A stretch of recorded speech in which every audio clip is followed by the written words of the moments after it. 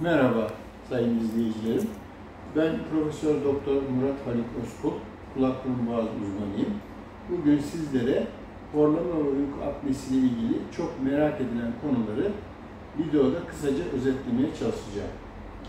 Önce horlamayla başlayalım. Horlama her horlayan insan için aslında bir uyku apnesi başlangıcı kabul edilmesi gerekir. Çünkü önce basitçe başlayan horlama giderek uykuda nefes durmalarına yol açar ve bunun adı uyku apnesidir. Uykuda yüzlerce defa nefes kesilen insan gündüz bunun acısını, sıkıntısını çokça çeker. En başta sabah yorgun kalkması, gün içinde sürekli uyuklaması, konsantrasyonun bozulup dikkatinin zayıflaması ve ileride de kalp damar hastalıklarıyla beraber depresyona varan bir sürü başka sağlık problemlerine yol açmaktadır. Şimdi nedir bu uyku apnesi? Kısaca onu anlatmaya çalışacağım. Tahtada kısaca bir insanın ağzını açtığında aynada göreceği bir tabloyu görüyorsunuz. Şu bölge ağzımızın içi, kırmızıyla taralı bölge yumuşak damak ve ucunda küçük dil. Sarı ile tarı olan bölgede sert damak. Yukarıdaki delikler burnun arkasındaki delikleri gösteriyor. Bu da dilimiz. Her iki yanda görülen yeşille işaretli bölümlerde bademcikler. Şimdi normalde nasıl nefes alıyoruz? Burnumuzdan giren hava bu deliklerden geniz bölgesine geliyor. Yani burnun arkasına. Oradan hava yolu ağzımızdan itibaren dilin arkasından akciğerlerimize ulaşıyor. Şimdi uyku apnesi ve horlama hastasında bu dokuların hepsinde bir büyüme var. Başta yumuşak damak olmak üzere sarkma ve buna bağlı olarak yine küçük dilde aşırı sarkma yüzünden hava yolu iyice daralıyor.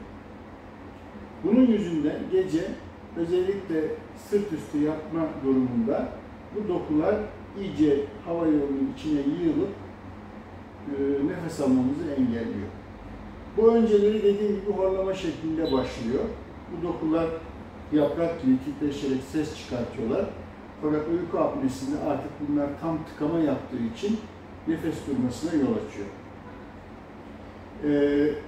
Nefes durması uykuda sadece bu bölgeden olmuyor.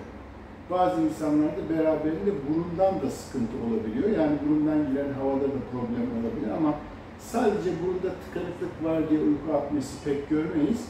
Genellikle buna eşlik eden mutlaka bir yumuşak damak ve küçük dil problemi vardır. Nadiren bazı hastalarda dilin köküyle ilgili de sorunlar olabilir. Neyse ki bunu daha az görüyoruz. Şimdi biz uyku cerrahisinde ne yapıyoruz? Önce hastalar horlamasından ve uykuda nefes durmasından şikayetle bize geldiğinde bu durumun derecesini uyku testiyle anlamaktayız. Uyku testi bu korona yüzünden şu anda evde uyku testi olarak yapılıyor. Vücuda bağlanan bir cihaz sayesinde biz gece ne yaşadığını saniye saniye öğreniyoruz. Akabinde tıkanıklık yapan bölgeyi saptırıyoruz. Bu muayeneyle oluyor. Bazen filme de ihtiyaç duyuyoruz. Muayenede gördüğümüz problemler genellikle bu yumuşak damak ve küçük dilin aşırı sarkması durumu. Cerrahi olarak ne yapıyoruz? Eğer çok aşırı bir kilo fazlalığı yoksa, vücut kitle indeksi 40'ın üzerinde olanlar konumuz dışı, onlar morbid obez kabul edilip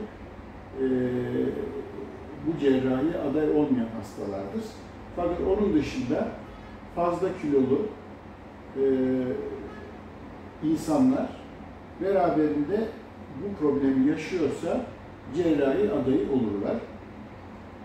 Cerrahide yapılan şey yumuşak damak ve küçük dil kesilmeden aynı normaldeki gibi yukarıya doğru asılma olayıdır. Bunu yaparken dokular heba edilmez, boşa götürülmez. Bademcikler de alınır. Şu yanlarda gördüğünüz katlantılar, kabarıklıklar onlar da dahil edilir ve hepsiyle mümkün olduğu kadar şu hava yolu genişletiriz. Bunu yaparken dikişleri kullanırız.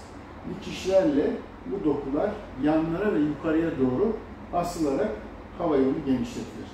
Bunun sonucunda hasta aynada kendi küçük dilini ve yumuşak damağını bu şekilde normal görmeye başlar.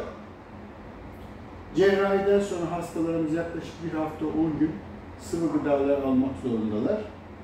Çünkü yutarken ağrı şikayeti aynı bademcik ameliyatından sonra olduğu gibi bu hastalarda da olur. Fakat makul düzeydedir. Bu süre geçirildikten sonra hastalar normal hayatlarına dönebilirler. Hastanede kalış süresi maksimum 2 gündür. Sıvı gıda alma döneminde istenirse çalışılabilir ama biz tavsiye etmiyoruz. O dönemi evde geçirmelerini tercih ediyoruz. Sonuçta da bu hastalar önce horlamalarından kurtulurlar. 2, gece nefessizlik ya da nefes durması problemini yaşamazlar. Çünkü artık hava yolları açılmıştır. Bazı çok nadir hallerde ilave problemler de varsa bu hastaların maske dediğimiz yöntemle de nefes alması sağlanabilir. Fakat maske ömür boyu kullanılacak bir malzemedir. İnsanlar bu durumda maskeye sıcak bakmamakta ve dolayısıyla başka yolu var mı diye bize sıkça sormaktadırlar. Biz de bu cerrahiyi uygun olan hastalara önermekteyiz. Şimdilik anlatacaklarım bu kadar.